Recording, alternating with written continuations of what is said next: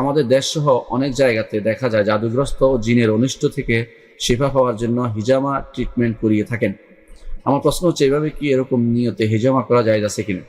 দেখুন, প্রথমত হিজামার জন্য, জাদু এবং জিনের জন্য হিজামা, এটা আমি কখনো পাইনি কোথাও। আমি জানি না এটা কোত্থেকে কেউ বলে থাকে।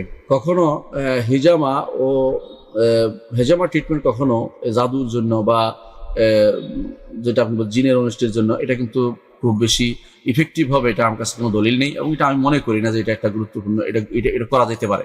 এটা না করে আপনি যেটা করবেন, জিন এবং জাদুর জন্য আপনি সকাল বিকালের আজকারগুলো পড়বেন এবং সকাল বিকালের দোয়াগুলো পড়বেন। বিশেষ করে বিসমিল্লাহিল্লাযী লা ইয়াদুররু মা'আ ইসমিহি শাইউন ফিল আরদি ওয়া লা ফিস সামা'i ওয়াস সামিউল আলিম সকালে পড়বেন। বিকেলে পড়বেন আউযু বিকালিমাতিল্লাহি তাম্মাতি মিন শাররি মা খালাক, এটা পড়বেন। এটাই যথেষ্ট আপনার জন্য।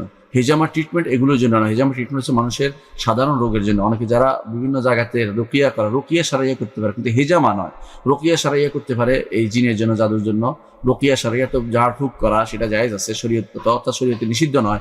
এমন জিনিস দিয়ে কাউকে ফু দেওয়া বা ঝাড় করা, এটা জায়েজ আছে, এবং কোরআন সুন্নাতে এটা রাসূলুল্লাহ সাল্লাল্লাহু আলাইহি ওয়াসাল্লাম হাদিসে এটা নিষিদ্ধ নয়, এবং রাসূলুল্লাহ সাল্লাল্লাহু আলাইহি ওয়াসাল্লাম এটা করেছেন এবং তিনি করার জন্য অনুমোদন করেছেন। তাহলে আমরা করতে পারেন সেটা, এটা সমস্যা নেই। কিন্তু হিজামা ট্রিটমেন্টটা এই জাদুর জন্য আর জিনের জন্য করা, এটার কোনো দলিল আমি পাইনি।